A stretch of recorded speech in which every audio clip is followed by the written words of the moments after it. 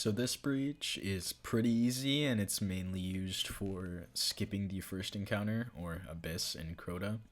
There are a couple ways this is done exactly, but it's done on this rock, which you can see here, and it's a back breach. The exact placement and timing might be difficult for some beginners, but more or less it's just a normal back breach, except I'd recommend timing your left stick and crouch a little later than normal. I apologize for saying left stick, I mean sprint, you might have it bound differently.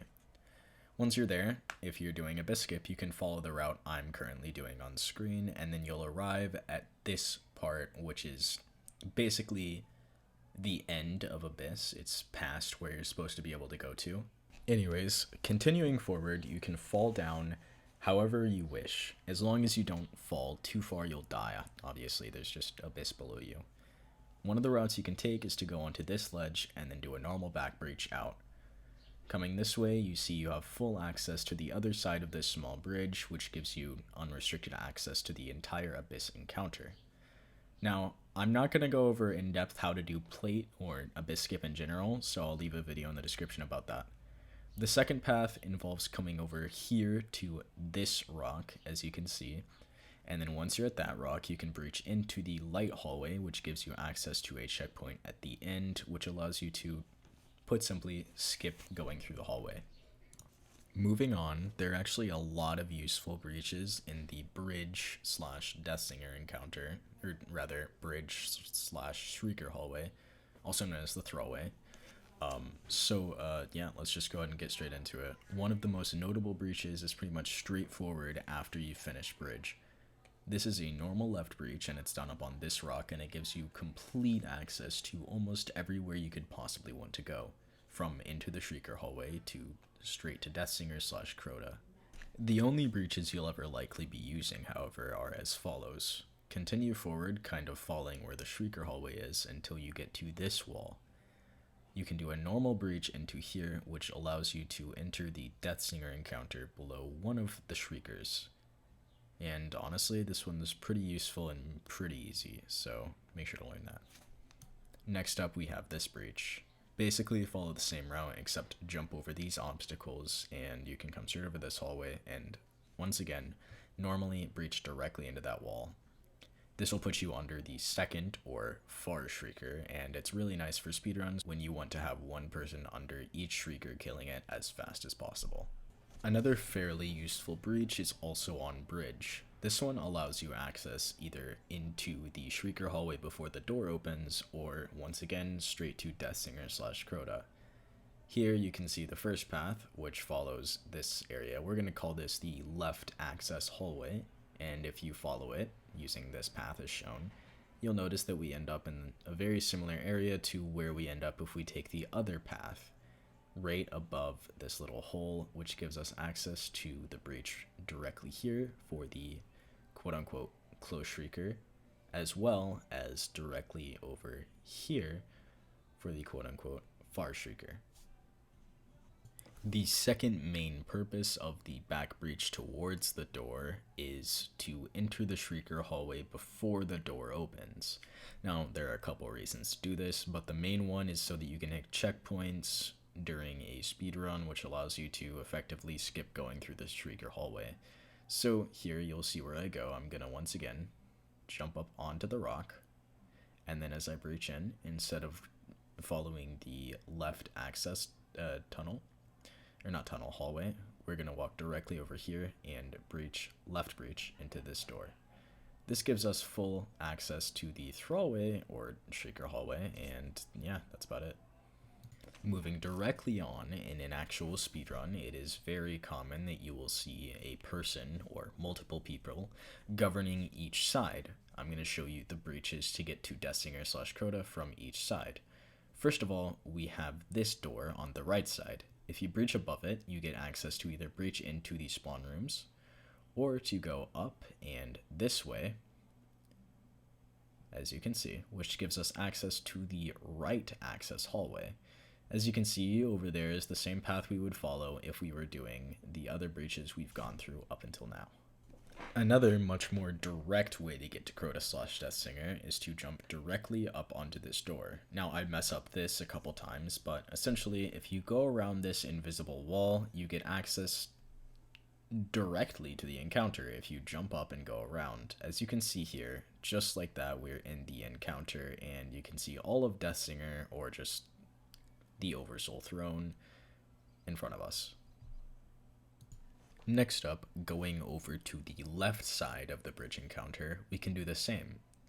Jump onto the door on the right, and then once again, back breach in.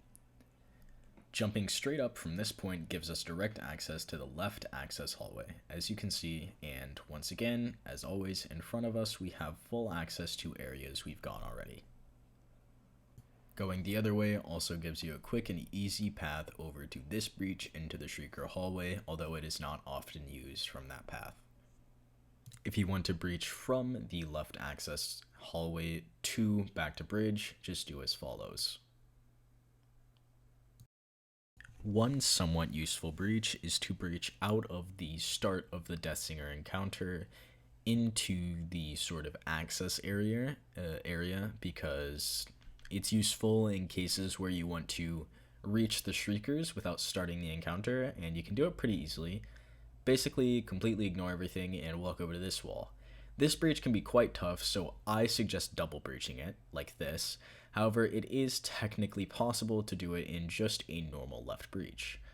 Basically, kinda spam jump and it'll force you up. Sometimes you can jump directly up, but other times you can find a little balance point around here and just jump straight up, or we've been here before, so you can see where we would go from here.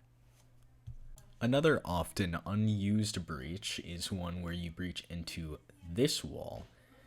Once you breach into this wall, you need to breach out in this specific area, making sure not to be breaching into the box, which you can see on your right, and you'll make it directly into the Deathsinger room. Once again, make sure to avoid breaching into that box as you'll get stuck. The benefit of breaching here is that you're able to kill Deathsinger or shotgun her, melting point, whatever, as soon as the doors open, as opposed to having to kind of run in and get access to her. Another breach from inside of this room is the one to get out of this door and into the encounter. It's actually a really easy one, and it involves doing a fake breach, which is basically just emote crouch, and then a normal breach, or emote left stick crouch. Alternatively, you can just do 3 fake breaches, so emote crouch, emote crouch, emote crouch, although of course you do it with the normal timing. Another fairly useful breach is on this wall. It's useful for a fair number of reasons, but it allows you access from Deathsinger to, if we continue around this rock, you'll see, the right access hallway. Honestly, pretty useful breach. I like using it to essentially take the chalice to LFGs without starting the encounter during Crota. This next breach is one of the more complicated for a lot of people, but in the end it's not too hard. Basically, what you're going to do is you're going to come up to this window. Left breach into this window like normal, but you'll notice that you'll probably get stuck. That's why you need to go to this very specific point in which you can feel a sort of invisible wall disconnect from the rest of the invisible wall. You can feel a sort of point, and in that very point you want to do a fake breach and then a normal breach, and you'll get thrown out. This breach is unnecessary 99% of the time, but it is sometimes used in speedruns to quickly deliver the sword as soon as the sword bearer spawns to the person who is swording Crota. Breach into this wall, and then directly into the spawn room, giving you immediate access to the sword bearer as soon as he spawns. To breach out, come over to this left wall, and then, once again, over to this left wall, sort of towards the rock, and breach out again. A few more breaches that I neglected to mention include this one. If in the Shrieker hallway while the door is still closed, you can look at this specific point and then do a normal left breach. However, if you notice that you're failing, that is because this breach in specific has one specific and unique attribute. As soon as you do the breach, you have to walk or sword swing out of the wall, otherwise you'll get pushed back in. If you'd like to go from inside of the Shrieker hallway directly to the right access hallway, you can go onto this door, directly opposite of the other one, and back breach directly into the side of it. As you can see, that gives us access, and if we want to go back, just left breach back in. This last breach is straight over here, and you can left breach in here, which gives us access to the left access hallway, as you can see. Lastly, we have two more kinda niche breaches. The first one involves coming over here and breaching into this wall as normal. Once you breach into this wall, breach directly into this spawn, which gives you access to the sword bearer as soon as he spawns. This is often used when doing sword dupe, which I'll probably make a video on at some point, but you can back breach out this way, and then once again, out this way. You can do the exact same thing on the other side, right over here, and once again, left breach in, and then into the spawn room, which is right here. If you want to breach out, instead, left breach out this side, jump back over this door, and then back breach straight out. And that covers most of the useful breaches. There are some breaches into spawn rooms, like during Sword Party, that I'm not going to go over because they're very self-explanatory and I've already shown you how to get directly near them. But for the most part, that should cover every important breach for most of you guys. So yeah, thanks for watching. If you really enjoyed the video, consider leaving like and a comment, but don't worry about it. Just, yeah, have fun.